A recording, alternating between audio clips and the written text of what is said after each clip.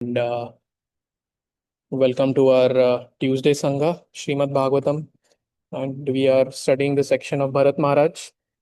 Um, and last time we saw how, last two sessions actually, no, last one session, we saw how Bharat Maharaj, he's the son of Rishabdev, Lord Rishabdev, and he left his home, went to the banks of the Gandaki River in the forest to perform tapasya, to render devotional service to the Lord exclusively. But then he gets attached to the deer, and many things happen. And he gets so attached to the deer that he neglects his spiritual practices. Due to which, at the time of his death, he's meditating on the deer. He's just longing to see the deer. Yam yam vapi smaran bhavam त्यजत्यन्ते kalevaram.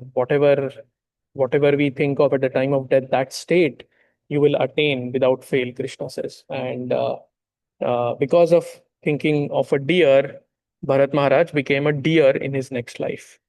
Now, today we are going to see the chapter where his third life, after the life of the deer, he lives his third life as someone called as Jaḍa Bharat. So, without further ado, let's begin. Let me just check where my chapter 9.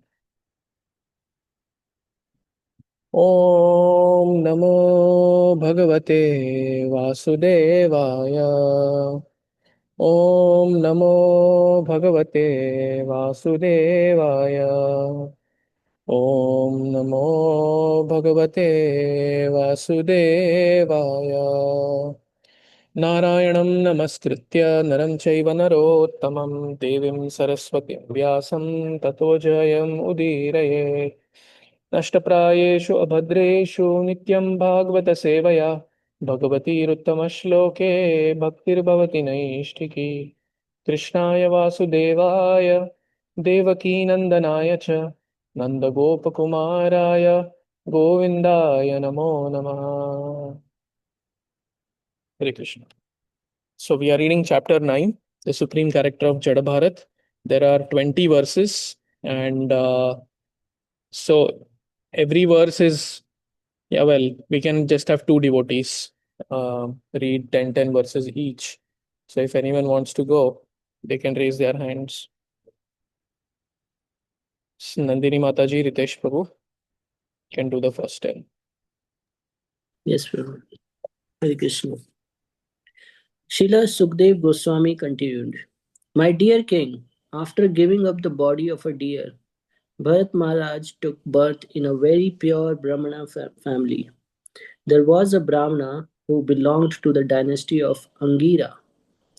He was fully qualified with Brahminical qualifications. He could control his mind and senses, and he had studied the Vedic literatures and other subsidiary literatures. He was expert in giving charity, and he was always satisfied, tolerant, very gentle, learned, and non envious. He was self realized and engaged in the devotional service of the Lord. He remained always in a trance. He had 9 equally qualified sons by his first wife, and by his second wife he begot twins, a brother and a sister, of which the male child was said to be the topmost devotee and foremost of saintly kings, Bharat Maharaj. This, then, is the story of the birth he took after giving up the body of a deer. Due to his being especially gifted with the Lord's mercy, Bharat Maharaj could remember the incidents of his past life. Although he received the body of a Brahmana, he was still very much afraid of his relatives and friends who were not devotees. He was always very cautious of such association because he feared that he would again fall down. Consequently, he manifested himself before the public eye as a madman, dull, blind, and deaf, so that others would not try to talk to him. In this way, he saved himself from bad association. Within, he was always thinking of the lotus feet of the Lord and chanting the Lord's glories. which saved one from the bondage of fruitive action. In this way, he saved himself from the onslaught of non devotee associates. The Brahmana's father's mind was always filled with affection for his son Jad Bharat Maharaj. Therefore, he was always attached to Jad Bharat. Because Jad Bharat was unfit to enter the Grahastha ashram, he simply executed the purificatory process up to the end of the Brahmacharya ashram. Although Jad Bharat was unwilling to accept his father's instructions, the Brahmana nonetheless instructed him in how to keep clean and how to wash, thinking that the son should be taught by the father. Jad Bharat behaved before his father like a fool, despite his father's adequately instructing him in Vedic knowledge. He behaved in that way so that his father would know that he was unfit for instruction and would abandon the attempt to instruct him further. He would behave in a completely opposite way. Although instructed to wash his hands after evacuating, he would wash them before. Nonetheless, his father wanted to give him Vedic instructions during the spring and summer. He tried to teach him the Gayatri Mantra along with Omkar and Vyarti. But after 4 months, his father still was not successful in instructing him. The Brahmana father of Jad Bharat considered his son his heart and soul, and therefore he was very much attached to him. He thought it was he thought it wise to educate his son properly. And being absorbed in this unsuccessful endeavor, he tried to teach his son the rules and regulations of brahmacharya, including the execution of the Vedic vows, cleanliness, study of the Vedas, the regulative methods, service to the spiritual master, and the method of offering a fire sacrifice. He tried his best to teach his son in this way, but all his endeavors failed. In his heart, he hoped that his son would be a learned scholar, but all his attempts were unsuccessful.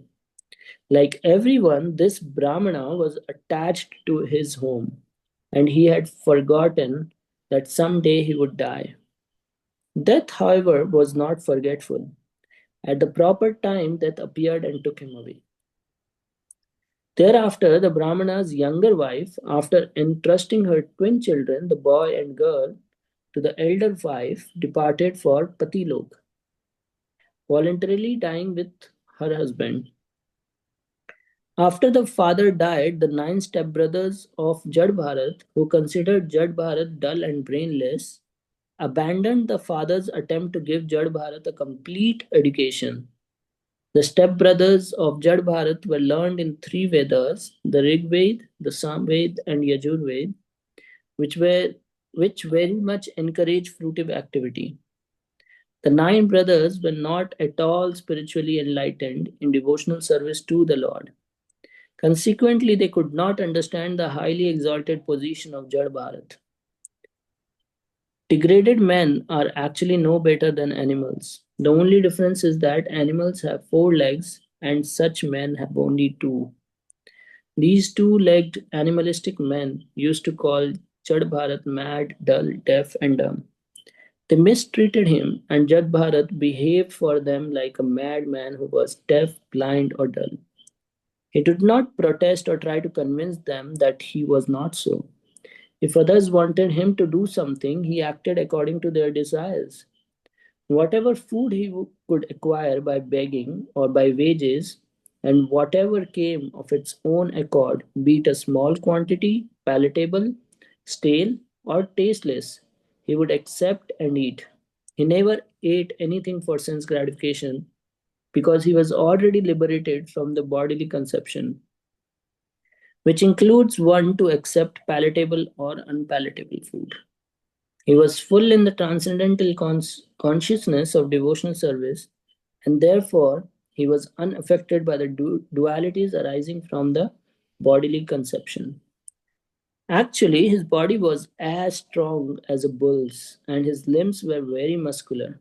He didn't care for winter or summer, wind or rain, and he never covered his body at any time. He lay on the ground and never smeared oil on his body or took a bath. Because his body was dirty, his spiritual effulgence and knowledge were covered, just as the splendor of a valuable gem is covered by dirt.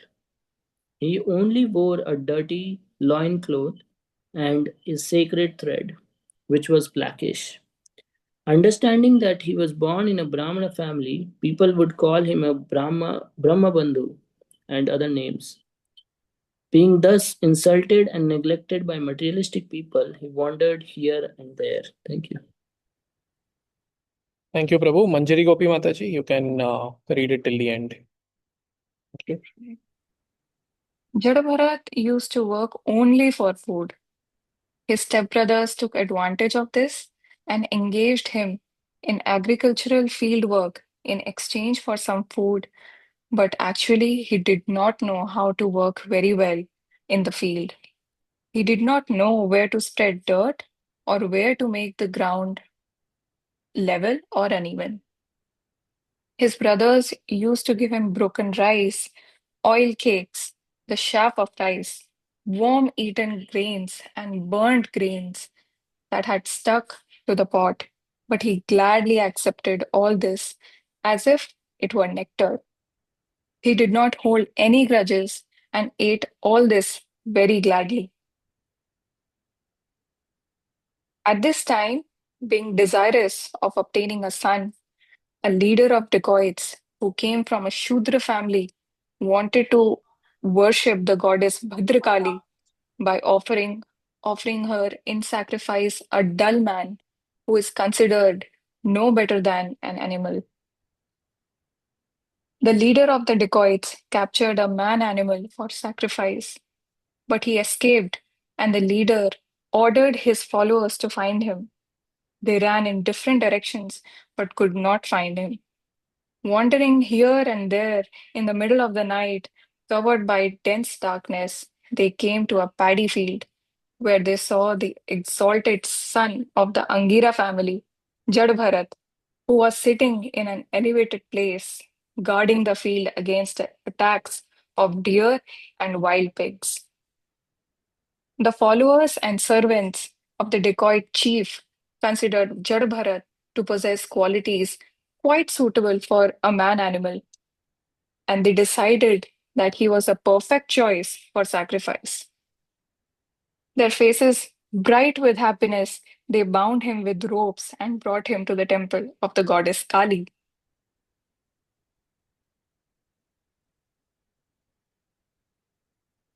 After this, all the thieves, according to their imaginative ritual for killing animalistic men, bathed Jadabharat, dressed him in new clothes, decorated him with ornaments befitting an animal, smeared his body with scented oils, and decorated him with tilak, sandalwood pulp, and garlands.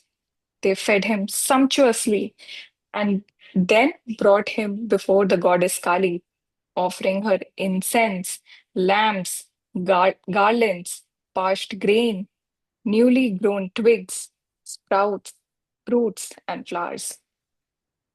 In this way, they worshipped the deity before killing the man animal, and they vibrated songs and prayers and played drums and bugles. Jadbharat was then made to sit down before the deity. At this time, one of the thieves acting as the chief priest, was ready to offer the blood of Jadbharat, whom they imagined to be an animal man, to the goddess Kali to drink as a liquor. That he therefore took up a very fearsome sword, which was very sharp, and consecrating it by the mantra of Bhadrakali, raised it to kill Jadbharat. All the rogues and thieves who, who had made arrangements for the worship of goddess Kali were low minded and bound to the modes of passion and ignorance. They were overpowered by the desire to become very rich. Therefore, they had the audacity to disobey the injunctions of the Vedas, so much so that they were prepared to kill Jadbharat, a self realized soul born in Brahmana family. Due to their envy, these dacoits brought him before the goddess Kali for sacrifice. Such people are always addicted to envious activities, and therefore they dared to try to kill Jadabharat. Jadabharat was the best friend of all living entities. He was no one's enemy, and he was always absorbed in meditation on the Supreme Personality of Godhead. He was born of a good Brahmana father, and killing him was forbidden, even though he might have been an enemy or aggressive person. In any case, there was no reason to kill Jadabharat, and the goddess Kali could not bear this. She could immediately understand that these sinful dacoits were about to kill a great devotee of the Lord. Suddenly, the deity's body burst asunder, and the goddess Kali personally emerged from it in a body burning with an intense and intolerable effulgence. Intolerant of the offenses committed, the infuriated goddess Kali flashed her eyes and displayed her fierce, curved teeth. Her reddish eyes glowed, and she displayed her fearsome features. She assumed a frightening body as if she were prepared to destroy the entire creation. Leaping violently from the altar, she immediately decapitated all the rogues and thieves with the very sword with which they had intended to kill Jadabharat. She, she then began to drink the hot blood that flowed from the necks of the beheaded rogues and thieves, as if this blood were liquor. Indeed, she drank this intoxicant with her associates, who were witches and female demons. Becoming intoxicated with this blood, they all began to sing very loudly and dance as though prepared to annihilate the entire universe. At the same time, they began to play with the heads of the rogues and thieves, tossing them about as if they were balls. When an envious person commits an offense before a great personality, he is always punished in the way mentioned above.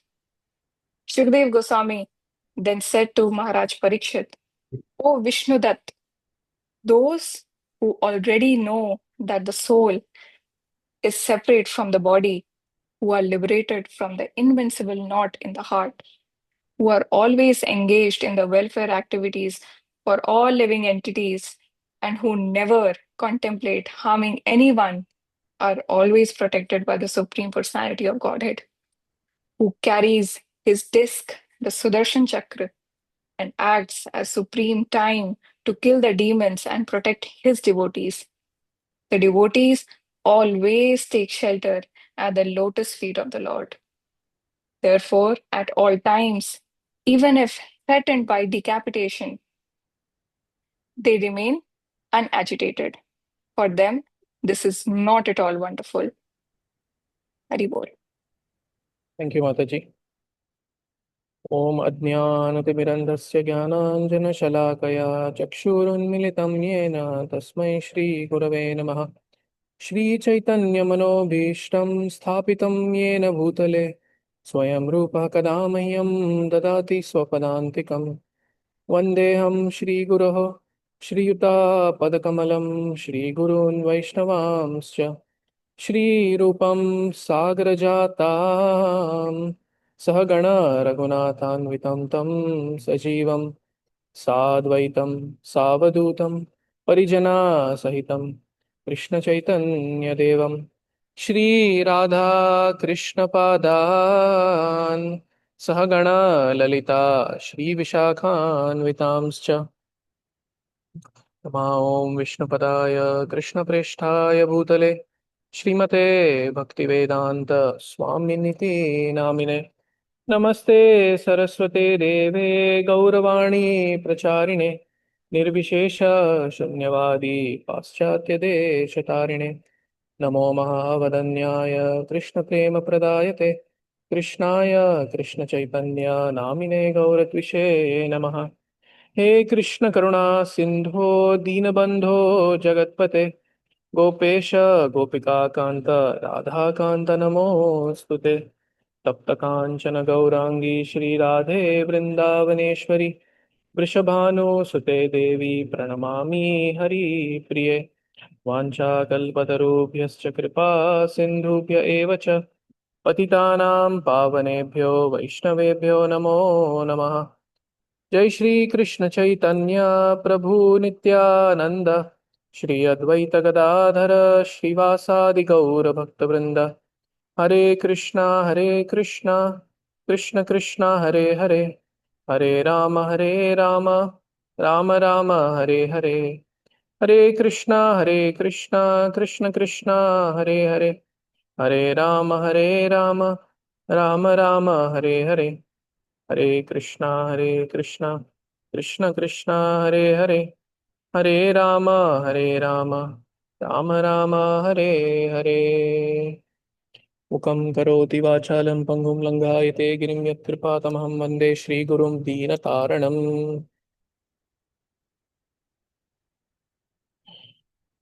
Hare Krishna. So, thank you, Ritesh Prabhu and Manjari Gopi Mataji for reading the verses. So, the chapter is more of a story. There is not a lot of philosophy in this, but um, my nature is to extract philosophy out of anything as much as I can. So, that's what I'll be doing today. But anyway, there will be stories as well, stories and examples also. But so, can you all see my screen? Do you just see the slide or do you see the notes as well? The Just speaker the slides, view? Prabhu. Just the slides. Just the slides. Thank you. Okay, so I thought of doing a quick recap of where we are, right? So well, I've often thought about this, that these Puranic stories, they have occurred over many, many years, over many, many, like even if you take even one story, that one story will have occurred over multiple years, sometimes multiple lifetimes, like in this case, right? But then those stories have been kind of expressed or depicted in a few verses or in a set of verses in the Bhagavatam or in a set of chapters, right? Compared to the number of years that were spent in the occurrence of those pastimes in reality, it's kind of summarized for us, right? So that is why this point about mananam we were discussing the other day. I don't remember when this was. I think this was during the Saturday Krishna House.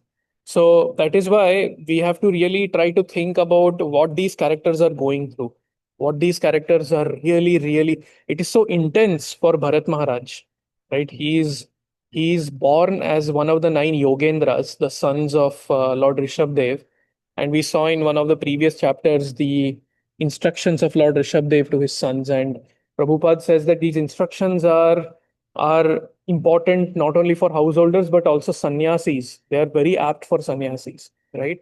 Tapo divyam putrakayena sattvam. You should do divya tapas. You should transcendental austerity to please the Supreme Personality of Godhead. That you should not waste your life in materialistic sense gratification. Mat sevam dwaram ahur vimuktes tamodvaram yoshitam sangi sangam. Rishabdev is telling his sons that you should serve the doors to liberation are opened when we serve great souls. Nunam pramatta kurute vikarma, right? When one is maddened with a desire for sense gratification, then one engages even in sinful activities in order to fulfill the desires of his senses. Pumsa striya mithuni bhavametam tayor mito hridaya granthi mahuhu. Right? When a man and woman they unite, uh, then what follows? Ato griha kshetra suta apta vittay. Griha, house, kshetra, land, Sutta, relatives, Apta. No, Sutta is children, Apta, and so many things start, right? For a materialistic householder, that union creates so many things, and that becomes cause of bondage. And uh, and then there are some fortunate householders like us who receive at least that access to Krishna consciousness. And if we take to it, then we become from Grihamedi, we become what? Prabhupada calls as grihasthas, what the Shastras call as grihasthas, spiritual householders. Then another instruction that he gave, Guru na sasyad, swajano na sasyad, pita na sasyad, janani na sasyad. So Rishabh Dev is telling, don't become a guru, don't become a husband, don't become a father, don't become all these things if you're not capable of delivering your dependents from the cycle of birth and death. So very tall orders what Rishabh Dev gave, and all these nine Yogendras they internalized it very nicely. And then at the end of it, Radhanath Maharaj mentions in one of his lectures that at the end of it, Rishabh Dev instructed his sons to serve his eldest son, that is Bharat Maharaj. And he installs Bharat Maharaj as the king and he leaves the kingdom.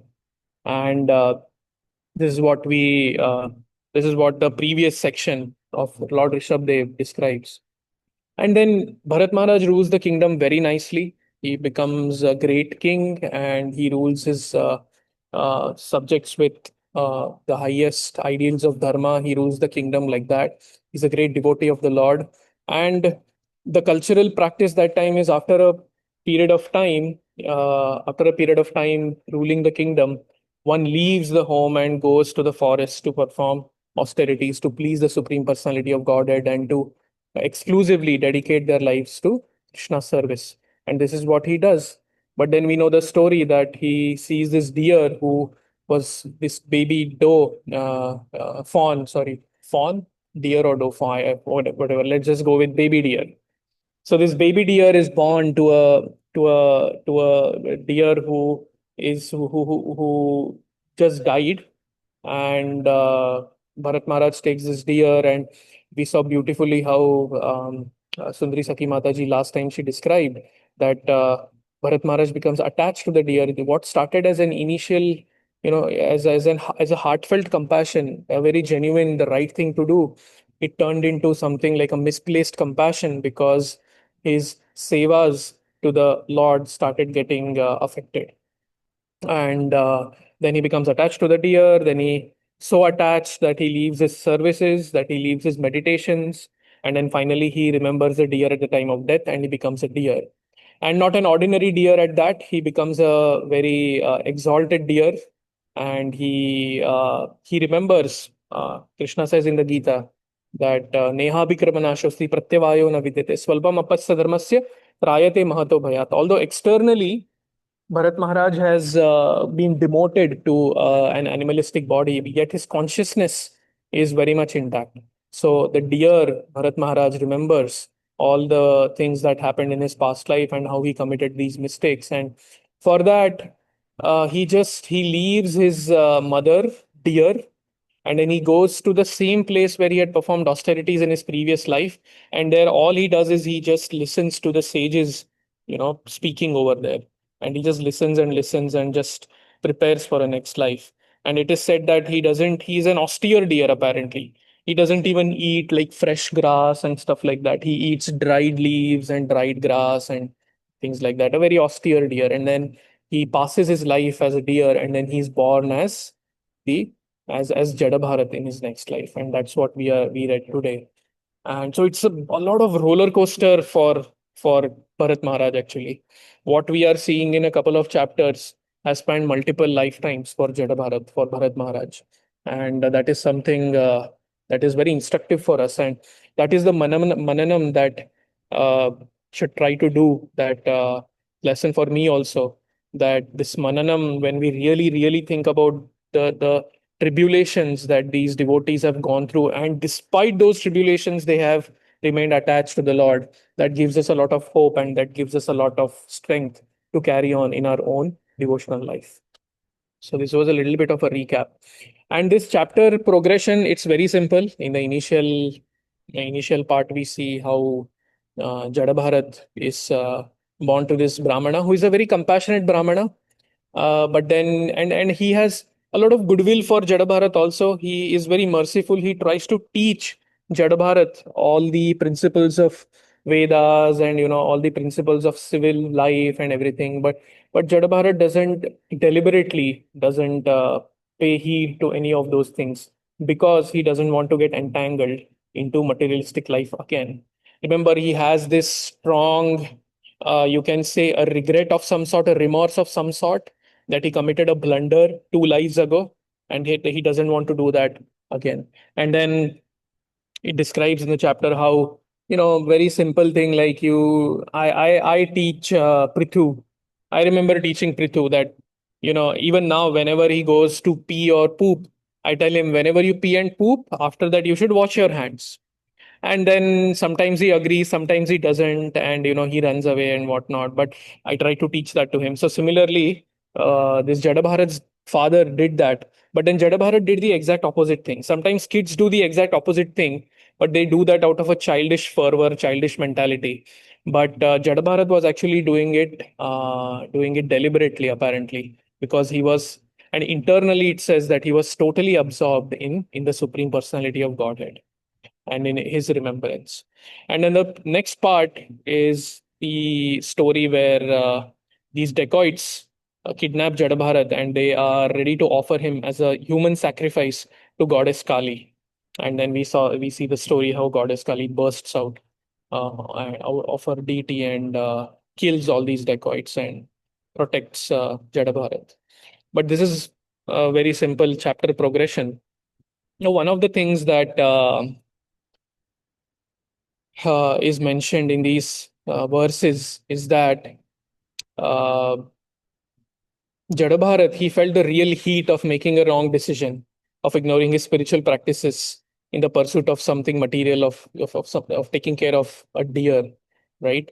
So he realized it the hard way, the pitfalls of materialistic association and the serious consequences that the neglect of spiritual life can have. And now he is very much absorbed in the remembrance, so absorbed in the remembrance of the Lord that he is almost as if callous to material surroundings, right? So it says that he was still very much afraid of his relatives and friends who are not devotees.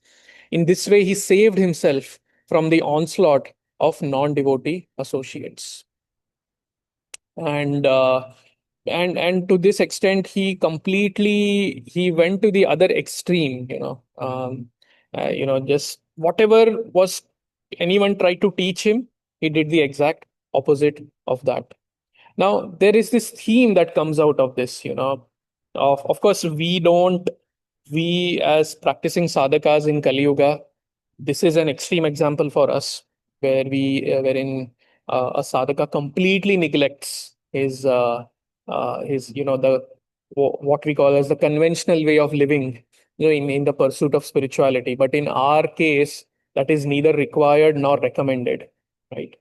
And but this theme, the principle here is,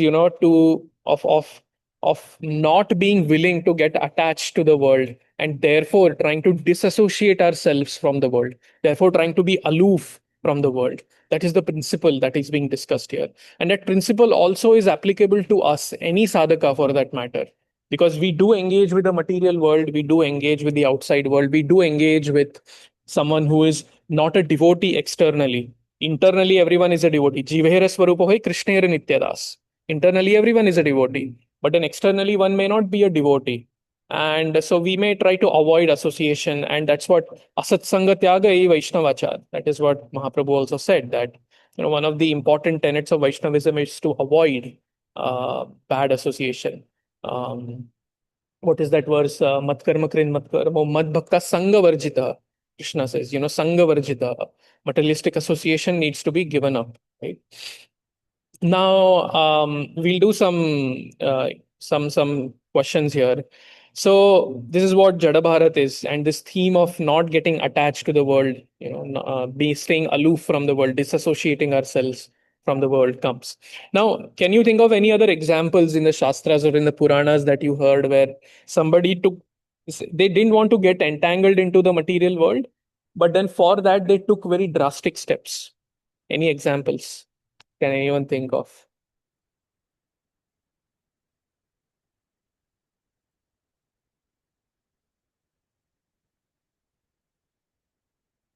Examples where certain personalities did not want to. Shukdev Goswami, yes, thank you, Mataji. Yes, Shukdev Goswami, and he did not want to get entangled into the world, So that's why he stayed in the womb of his mother for many, many years. And he only came out when he received the higher taste of Srimad Bhagavatam from Vyasadev, right? Param Drishma Nivartate. Sankirtanacharya Prabhu Vrinda Gopi Mataji. Go ahead. Hare Krishna Prabhu. Also, Prabhu, the four Kumaras, they didn't, they make sure they don't grow up and. Yes, yes, yes. Very nice. Yeah. Um, the four Kumaras also, they are sons of Brahma. And when Brahma, I think they were born of the mind of Brahma. And then as soon as they were born, they were very exalted personalities, actually, Brahman realized souls. And they also did not want to get entangled into the material world. So they just remained as 5-year-old boys. And there is again the whole story how they become devotees, how they become Paramahamsa Mahabhagavats when they smell the tulsi leaves at the lotus feet of Vishnu at the gate of Vaikuntha. Thank you, Mataji. Any other examples where somebody who did not want to get entangled into materialistic association, and for that they did not engage at all, at least for some time? Anyone? So I can think of a few examples, Prabhu. Yes. Bilva Mangal Thakur, Mm, later on mm, in his life. Kuresh from Sri Sampradaya. So he also voluntarily, avoided everything. Raghunath Das Goswami ran mm. away from home at a very young age. Yes. Um, yeah, these are some examples I could think of. Yes. Thank you. Shobri Muni spent time under the water. Yes. Yes. He spent time under the water, and then later on he sees two fishes uniting, and then he gets that desire and comes out. Yeah. Yeah. Yeah. Thank you for all these examples. Let me see in the chat. Bharat Maharaj. Oh, of course. Yes. Bharat Maharaj here as Jaḍa Bharat is doing that. Yeah. So yes, there are these drastic examples, right? In it may be it in our sampradaya, be it in the shastras of people of spiritual personalities who did not want to engage with the world at all, right? Later on, they may have engaged, but that was their consciousness for some time at least. Now, on the other hand, we also see so many examples of devotees who did engage in the world in wonderful ways, right? Can you cite some examples like this? I mean, there are so many here, but yeah, any one example that stands out to you? Janaka Maharaj. Janak Maharaj, yes, thank you. That's also the first one in my notes also. कर्मणैव हि संसिद्धिम आस्थितः जनकादयः लोक संग्रहम evapi sampasham kartum arhati. Krishna says in the Gita, right? So he says karmanaiva hi samsiddhim. You can attain perfection by your prescribed duty, and Janak Maharaj is an example of that. He says when the prescribed duty is done as a for the upliftment of others, loka sangraham evapi sampasham kartum arhati. That time that swadharma itself becomes so spiritualized that it gives a spiritual advancement. We were recently talking about career dharma, and career dharma is one way to you know uh, get to a stage where in Kali Yuga the swadharma itself is not known, but then on top of that, you know we of course the swadharma of the soul is known, that is their manmanabhav madbhakto, but then the swadharma that we have as our psychophysical nature has given us, that is not known in Kali Yuga very widely. Therefore you see so much suffering, and the whole point of career dharma is to identify that and then dovetail it in Krishna's service. So yes, that is any other examples, dear devotees? Arjuna himself. Arjuna himself, exactly. He engaged in the world. Yeah. Yes, Prabhu. Yeah. And from Chaitanya Charitamrita, Srivas Thakur, he was a household grahastha, but he was completely engaged. Murari Yeah. Gupta, Murari Yeah. Gupta was a doctor, was completely engaged. Damodar Pandit, teacher, completely engaged. And externally, of course, it appears that they were entangled. Bhakti Vinod Thakur, for example, in Acharya. Exactly. He was a high-ranking government magistrate, a family Yes. man, a writer, and a preacher. Yes. Srila Prabhupada himself. He was a businessman, a pharmacist, a husband, a father, and then he became a world teacher. So, Yeah. yeah, Haribol. Amazing, amazing. So many wonderful examples. Thank you. There are, yeah, Yudhishthir Maharaj, Manu, yes, Ambrish Maharaj, Vibhishan. Yeah, so many examples actually. If you see, Shastras are filled with examples of devotees who engaged in the world and less of examples of devotees who totally remained aloof from it, if you look at it, right? Still examples. Gopis, well, yeah, gopis were engaged in the world and then they did give up. They did give up everything. And they are glorified for giving up, actually. They are glorified for not um, not, I guess, living as per the conventional ways of living for gopi, for a cowherd lady. But yeah, but thank you for those examples, dear devotees. So it is very important for us as sadhakas to understand our role in the world. As we discuss these examples in our own sampradaya, we have Gaur Kishore Das Babaji, who was so detached and who wanted to remain so aloof from the world that he would sit near a toilet and chant so that people couldn't come and disturb him. And this one story, one brahmachari told me, I don't know, I didn't get the authentic reference to it, but he was telling me, and he's a trusted brahmachari, so I'll recite that story. So once there was a big gathering of devotee, like people got to know that common people, everyone in the surrounding area got to know the prowess, the spiritual prowess of Gaur Kishore Das Babaji and his advancement. And they all wanted to come and hear from him. And then Gaur Kishore Das, they all came to Gaur Kishore Das Babaji, and Gaur Kishore Das Babaji, he was not comfortable with so many people and he wanted to remain aloof, right? He was a very, very detached and renounced person, right? And so what he said was he addressed this crowd and said, in that Krishna Nagar or whatever that place, some other place, some other village, there is a nice festival going on. I think it was some Rath Yatra, some sort of festival. It's a very nice festival, lot of celebrations, festivities, lot of nice food and everything. He said. Then a lot of devotees left. I don't know if they were devotees, they were common people, but a lot of them left actually. Most of them left. They went to this festival, and then a very few remained. Very few remained.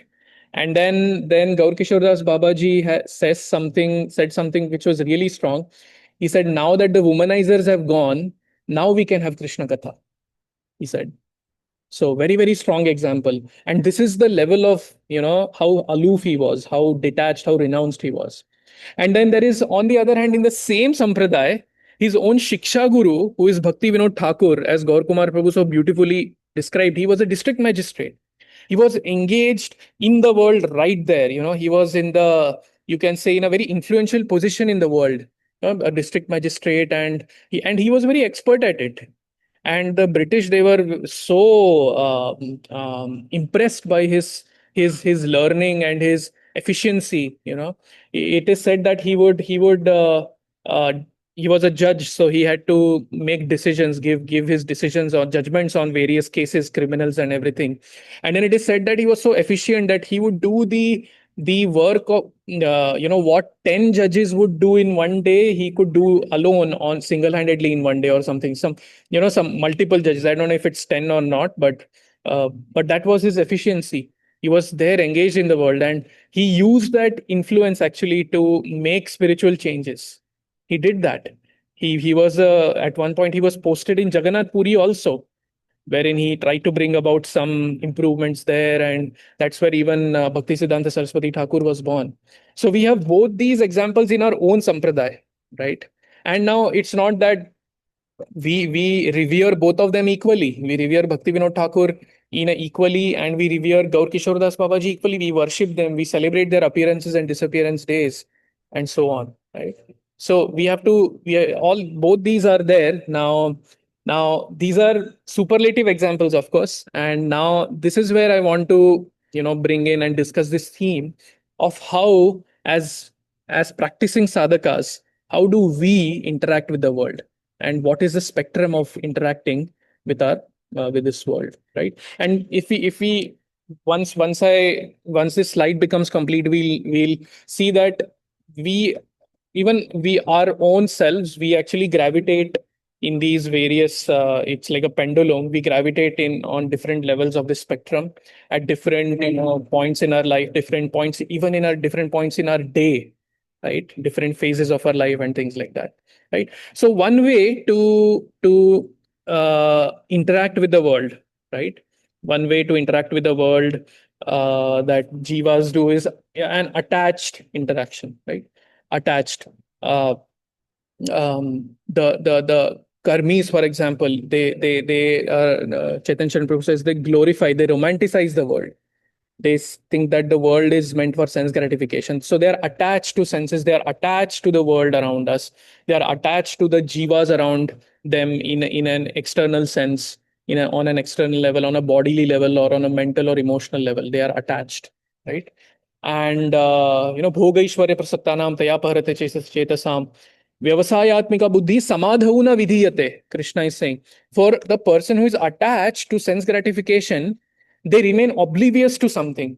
And what do they remain oblivious? They remain oblivious to eternal higher truths of life, right? So this is one end of the spectrum where one is totally attached, and this causes an oblivion or obliviousness, or callousness, you can say, to the eternal truths of life, right? That is one end of the spectrum. Another end of the spectrum is aversion.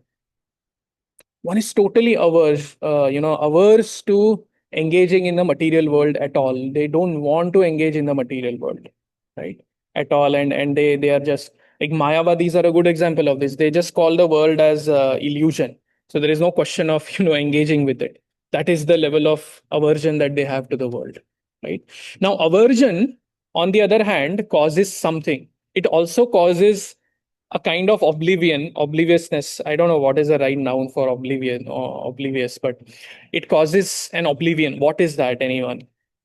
Aversion also causes an oblivion, or too much focus on, well, this is not even a question to ask, actually. So oblivious to jivas around us, and more importantly, oblivious to the needs of the jivas around us in reference to time, place, and circumstance, right? So both attachment and aversion, actually, they in turn lead to being oblivious, right? Too much attachment, too much aversion, right? If you are too much attached to senses, too much attached to matter for our own selfish needs, then we become oblivious to the eternal truths. We don't understand, we sort of neglect the fact that we are spirit souls and things like that. And this point comes actually in the end, also in the last verse in this, that the one of the qualifications of a devotee is that they know that they are not the body, they are the spirit soul. But anyway, so, and the other aversion aspect also, it makes one oblivious of the time, place, and circumstance. It makes one oblivious of the needs of the people around us. Now, interestingly, Krishna, he says in the second chapter, Ragadvesha Vimuktaistu Vishayan Indriyesharan Atmavashair Vidhayatma Prasadam Adhigachati. So he says Ragadvesha Vimukta. When we give up attachment and aversion, we become recipients of Krishna's mercy, is what he's saying in 2.64. Right? So what is the middle ground here? The middle ground is aware. Okay. Now, mind you, this is something that I came up, so it's not perfect. So please correct me somewhere. But so when we are aware, we are aspiring for the eternal truths while being aware of our roles towards the jivas around us. This is what Krishna says in the Gita, that so I was hearing a class by Chaitanya Charan Prabhu, and it was about personal realization, very recent class, and I really highly recommend it. It's amazing, actually. So he talks about what is personal realization. Okay. So, and Prabhupada he defines actually personal realization in one of his purports in the first canto. Very, very interesting purport that is, And I remember when Manjari Gopi Mataji spoke a few weeks ago, we were discussing about what is personal realization, right? And the sages of Naimisharanya, they are like, Sutta Goswami is saying that, yeah, whatever my realization allows, I'll speak, right? But what does realization really mean, right? So in that purport, Prabhupada writes that realization, I want to do justice to what Prabhupada says, so I'll read that out. Yeah. So Prabhupada defines realization. So he says, he writes, personal realization does not mean one should, out of vanity, attempt to show one's learning by trying to surpass the previous acharya. He must have full confidence in the previous acharya. At the same time, he must realize the subject matter so nicely that he can present the matter for the particular circumstances in a suitable manner. The original purpose of the text must be maintained. No obscure meaning should be screwed out, yet it should be presented in an interesting manner for the understanding of the audience. This is called realization. No obscure, I'll repeat the last sentence, no obscure meaning should be screwed out of it, yet it should be presented in an interesting manner for the understanding of the audience. This is called realization, is what Prabhupada mentions, which is really interesting. Prabhupada actually defines realization not so much as what we know and have realized. He speaks about it more in terms of, when we speak, are we being relevant, right? And I was contemplating on this purport also quite a bit, and I was thinking that if I have to present something to someone in a relevant manner, then that naturally means that I have to understand it properly. I have to understand it in context. I have to understand it as per time, place, and circumstance. And for that, Chaitanya Charan Prabhu says that these pure devotees, they are on one hand, they are very much attached to Krishna, very much absorbed in Krishna. But at the same time, that does not mean that they are unaware or not cognizant of the current time, place, and circumstance. They are like that. They are aware of that. And with that awareness, when they present these eternal truths, it becomes very, acceptable. It becomes very relevant to the audience, right? So this is a spectrum. And if we look at our own, like I know from my own life, when I observe my own life, like, right, for example, when I'm totally working, just coding, and I'm in that zone, I'm not caring about, you know I'm not thinking about shlokas, for that matter, of the Gita, or not. I'm not thinking about any eternal truth, for that matter, right? And at the same time, sometimes I become so absorbed in spiritual thought or spiritual engagement that I become oblivious the the needs of perhaps Anuradha Preeti, right? And then that creates friction in the household life, right? So both these extremes are there, and depending on the phase of life, depending on the time of the day, also we gravitate between in this entire spectrum to different levels. But then the ideal is, we are aspiring for the eternal truths while being aware of our roles towards the jivas around us. And the best part is when we are aware of our role towards the jivas around us in relation to our aspiration for the eternal truth, in relation to our relationship with Krishna. That is the best. But that takes some time and purification to come. Right? So anyway, this is something. And I'll just complete this point and then we can have some discussion on this. So attachment and aversion both don't have to be there, right? So in one of the classes of Chaitanya Chandra Prabhu, he was mentioning an example.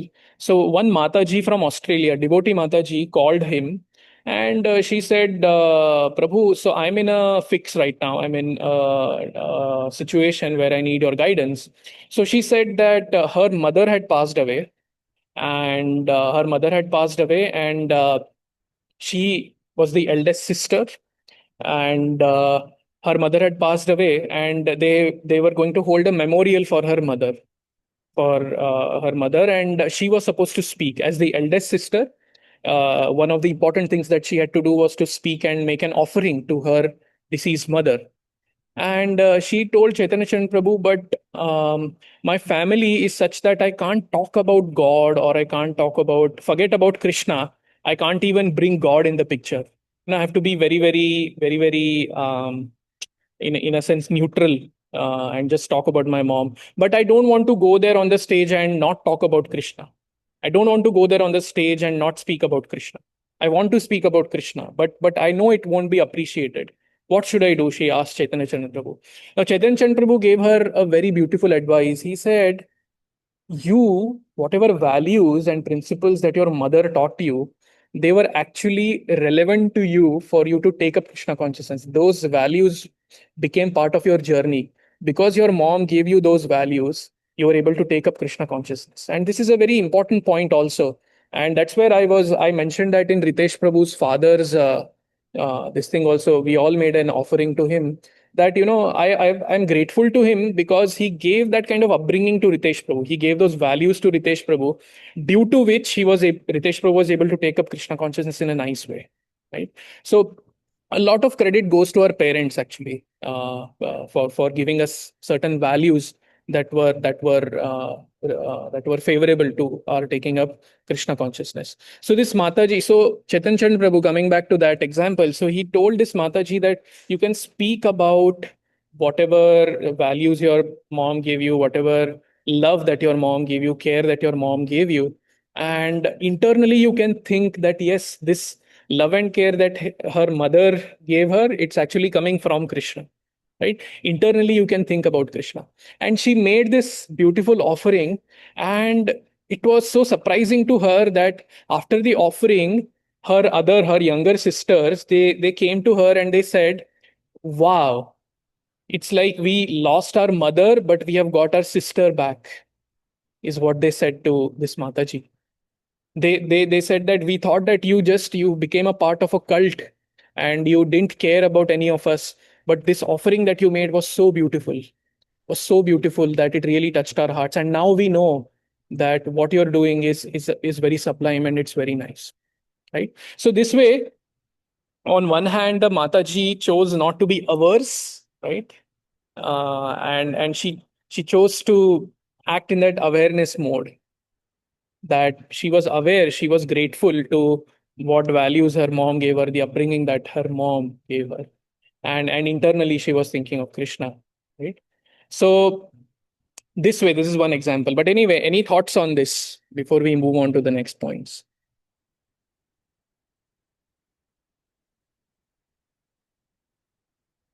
Yes, Krishnan Prabhu. Let's go ahead. Hare Krishna Prabhu, beautiful, very, very beautiful points, and very relevant and very relatable points.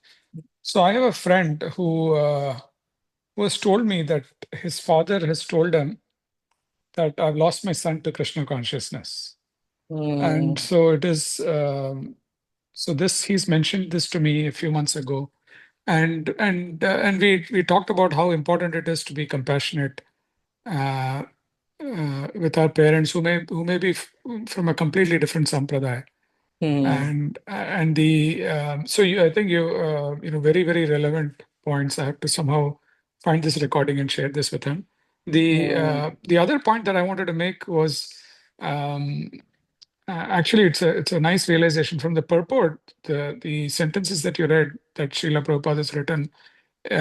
He talks about making it relevant, right? What were the exact words? I forget the exact words now. In these purports? No, in the purport that you read about what is the definition Oh, of. yeah. Let me bring it up, actually. It's Yeah, very.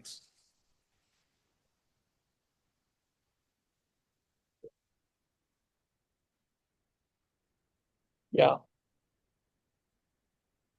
Personal realization does not mean that one should, out of vanity, attempt to show one's learning by trying to surpass the previous acharyas. He must have full confidence. The original purpose of the text should be maintained. No obscure meaning should be screwed out, yet it should be presented in an interesting manner for the understanding of the audience. This is called realization. So, in an interesting manner for the understanding of the audience. So Yes. that means here what Srila Prabhupada is implying is understanding the audience and the level that they are at is also critical. Yes. They may or may not be devotees. They may or may not be. They they may be God conscious. They may not be God conscious.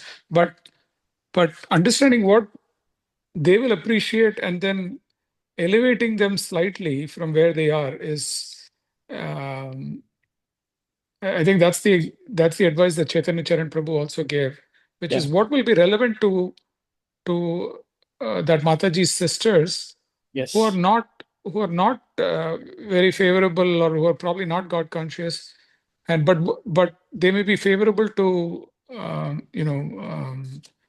kindness, or attributes that are that are universally appreciated. Yes.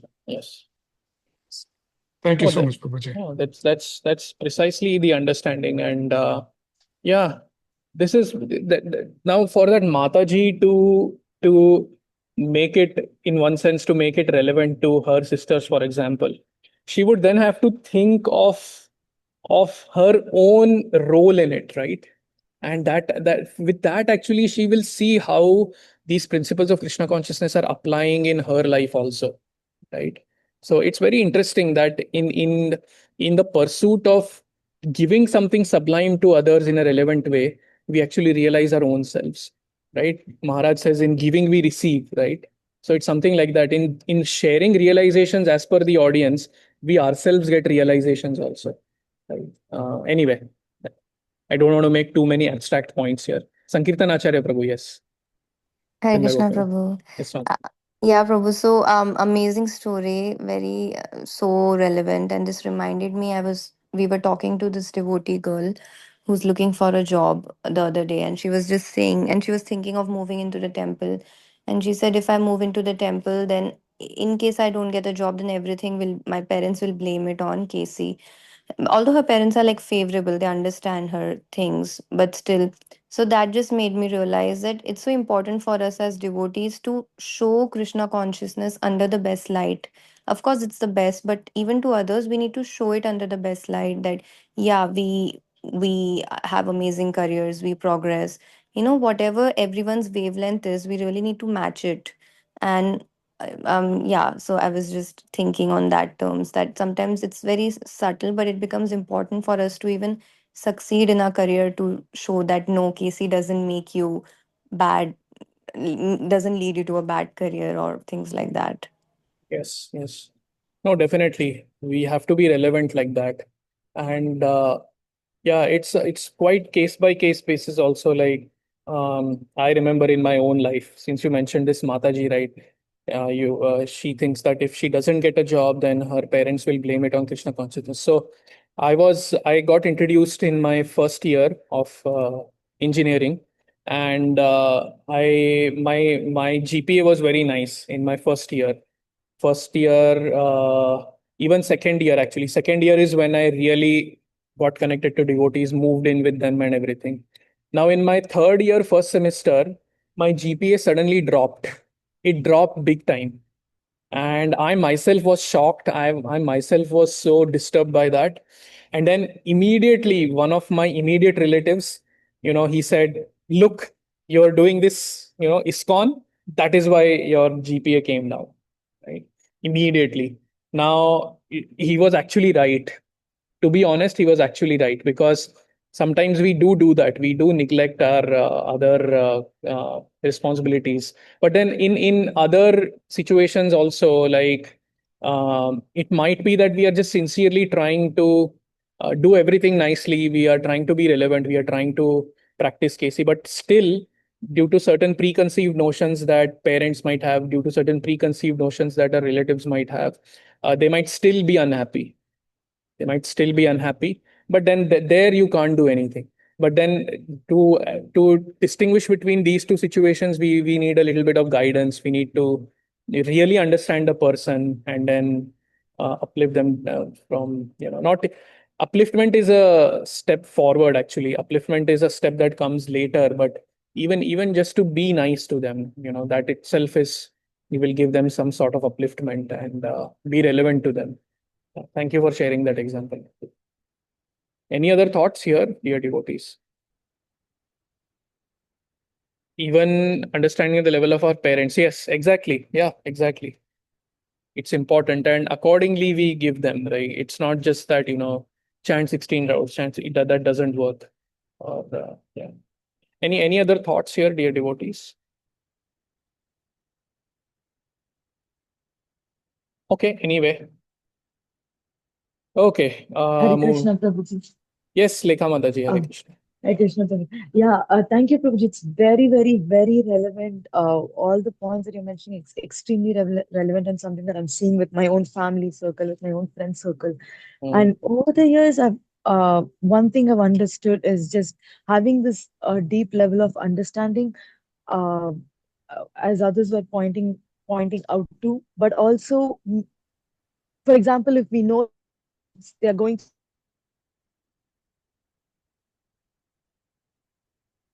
I think we lost you, Mataji. Is it just me or? Yeah, we lost Lekha Mataji. Yeah. Let me put it on the chat.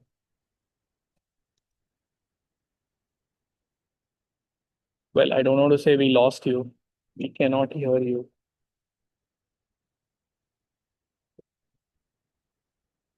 Okay, choppy network. Okay, Mataji will type. Yeah, we'll circle back to this, Mataji, if that's okay. So anyway, so this is where I quoted that verse from the Gita: "Who can obtain the complete mercy of the Lord? But a person free from all attachment and aversion, and able to control his senses through regulative principles of freedom, can obtain the complete mercy of the Lord." Ragadvesha vimukta vishayan indriyeshwaran atma vashair videhe atma prasadam adhigacchati. Right? Anyway, so one thing I wanted to mention here is we spoke a lot about, discussed a lot about attachment, aversion, and everything. But Jadabharat was clearly being averse to his surroundings, right? So how do we understand that, right? For that, Prabhupada writes, Bharat Maharaj was determined to finish his business in this material world, and he did not care at all for the world of duality. He was complete in Krishna consciousness and oblivious to good and evil, happiness and distress. One has to understand that in the material world of duality, to think that this is good or this is bad is simply a mental concoction. And this is really important. This is where Prabhupada kind of brings it back to our level. He says, however, one should not imitate this consciousness. One should actually be situated on the spiritual platform of neutrality. So we can't imitate this consciousness, and while being on a lower level of absorption in Krishna consciousness, we cannot imitate and sort of become callous to other concerns. Yes, Krishnan Prabhu. Yes. Prabhuji, I was reminded of, not reminded, I just heard this class today by Gaurang Prabhu, where he talks about Sanatan Goswami, and he gets the idol of Madan Mohan from this Chobe family. Yes. And then he somehow establishes the temple, but he later doesn't go to the temple at all, or he doesn't take up any service in the temple because and he spends his time elsewhere in Nandagram and elsewhere.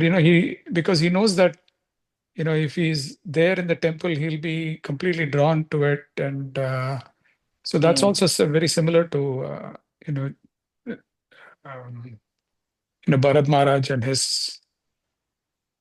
Yes. Yes. Yes. Yeah. Yeah. Yeah. Thank you, Prabhu. Great. Thank you. Any other thoughts before we move on? So yeah. So this is what happens, and then the story continues where Jada Bharat is once.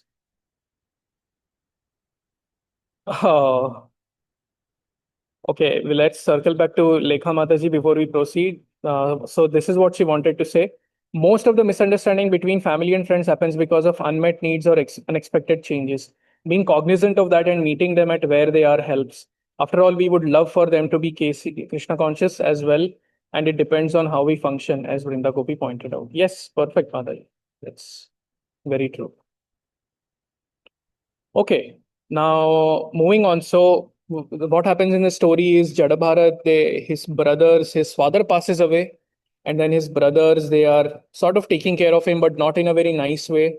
They are just ill-treating him and giving him rotten food, giving him the food that is stuck to the pots while cooking, and this is just the tip of the iceberg. They are really mistreating him, and then they give him one job of guarding the fields from pigs and other animals. So that time these dacoits, their king instructs them to, apparently their human offering ran away. The human offering that they were going to make to goddess Kali ran away. So they wanted a replacement, and then he sends this king of dacoits, sends his men to find another human to be sacrificed. And then they search and they find Jada Bharat and they take him and then they get him ready and everything. And they're just about to behead him to offer him to goddess Kali. And at that point, she comes out and she takes her sword and she chops off the heads of these dacoits and drinks their blood. Now this is where something, some readers, you need to close at 10, right? 10, right? 10 is when you close. So can you give me like 4 minutes? I'll be done. Yeah. Thank you. So this ghastliness, right? Some readers might have, issues with that. How can such a ghastly thing be described? How can such a ghastly thing happen? And that too, goddess Kali is doing this, right? So this is where, even for example, oh wait, I brought in all the points. Anyway, so even Narsimhadev, right? He takes out the intestines of Hiranyakashipu and wears it as a garland, right? That's also very ghastly.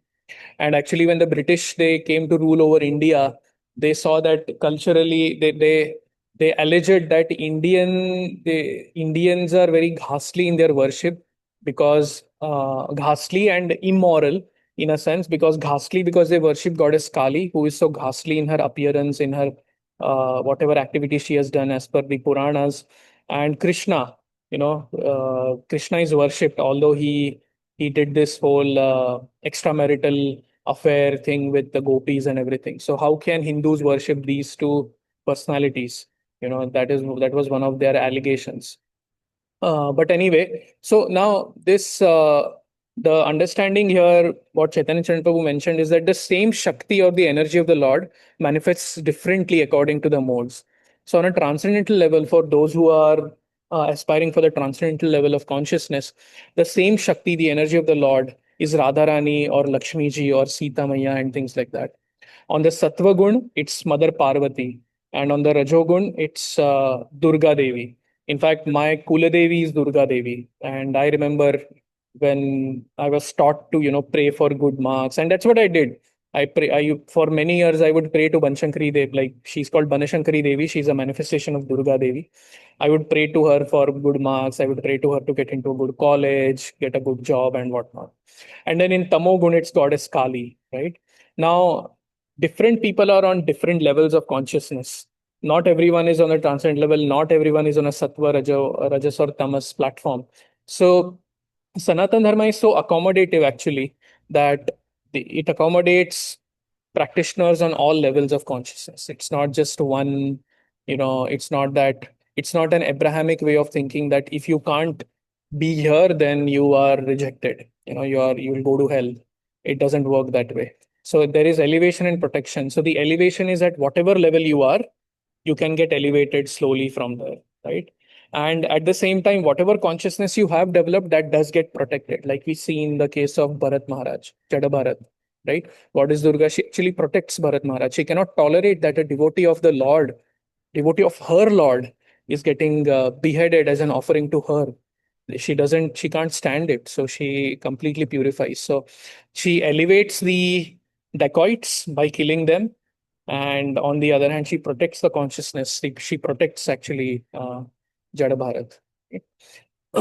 Anyway, finally, the last slide for today. So some qualities of a devotee that are mentioned. So Shukdev Goswami, he mentions this whole story, and in the last verse, he mentions some qualities of a devotee. He says, "Oh Vishnu Datta," and that verse that we all read, right? So Prabhupada writes in the purport, these are some of the great qualities of a pure devotee of the Supreme Personality of Godhead. First, a devotee is firmly convinced of his spiritual identity. Jivera Swarupohoy Krishnera Nityadas, right? Firmly convinced, if not realized, at least in theory, we are firmly convinced, we should be firmly convinced that we are Krishna's servants, right? He never identifies with the body. He's firmly convinced that the spirit soul is different from the body. Again, Prabhupada talks about this seemingly basic point, but it is very important that we are not the body, we are the soul. Although it is mentioned, we probably have not heard this point in detail after our initial introduction to Krishna consciousness, where the topic about soul was covered, right? Where we, difference between body and soul, temporary, eternal, always dead, always alive, and stuff like that. But that is very important. Although it's like an ABC of spiritual life, it's very important. We need to be cognizant of that. Consequently, he fears nothing. Now, the result of being convinced that we are not the body, we are the soul, is that one fears nothing. Even though his life may be threatened, he is not at all afraid. He does not even treat an enemy like an enemy. Nirvairaha sarva bhuteshu. Such are the qualifications of devotees. Devotees are always fully dependent on the Supreme Personality of Godhead, and the Lord is always eager to give them all protection in all circumstances. So, a very nice way to end this chapter. And this is where now, this, of course, at least I am not at this level of being firmly convinced of my spiritual identity, or that I am the spirit soul and things like that. But I know that if I follow the devotees who are so mercifully connecting me to Krishna, then I can realize it. That much I know. That much faith I have. Although I may not be taking it up that strongly, right? And yeah, it's not that a devotee is not confused. It's not that a devotee is not a pure devotee doesn't fear anything, but even a pure devotee can get confused. Prabhupada, he wrote when he came to the Boston Harbor, Ache kichu kajatab ei anumane, nahekena anibena ei ugrasthane. So he's saying, I don't know why you have brought me here, Krishna. This is an ugrasthan. People are so much engrossed in the modes of passion and ignorance here. I don't know why you've brought me here. So Prabhupada was, in a sense, he did not know. But then that did not deter him from being dependent on Krishna. He writes further in that same poem that make me dance, nachao Prabhu, nachao se nate. You can do whatever you want. So that dependence is always there. So anyway, so that's about this chapter, the qualities of Jada Bharat. Any concluding thoughts before we end, and then we can meet again next Tuesday? So, what is the difference between he fears nothing, and even though his life may be threatened, he's not at all afraid? What is the difference between these two, Prabhu? I think it's just continuation. I mean, I put it as bullet points, but it comes as a same in a same paragraph. Because he fears nothing, even though his life may be threatened, he is not at all afraid. Like that, I Okay, got it, Prabhu. Thank you. okay. So if no more thoughts, we can end here. Any announcements, Gaurakumar Prabhu, before No, we? Prabhuji, I don't have anything. Thank you. Okay, dear devotees, Vancha Kalpatarubhyasya Kripa Sindhubhya Eva cha Patitanam Pavanebhyo Vaishnavebhyo Namo Namaha. अनंत कोटि वैष्णव वृंद की जय, श्रील प्रभुपाद की जय, ग्रंथराज श्रीमद् भागवतम की जय. हरे Krishna. Grace Jagannath Gopal Prabhu ki jai.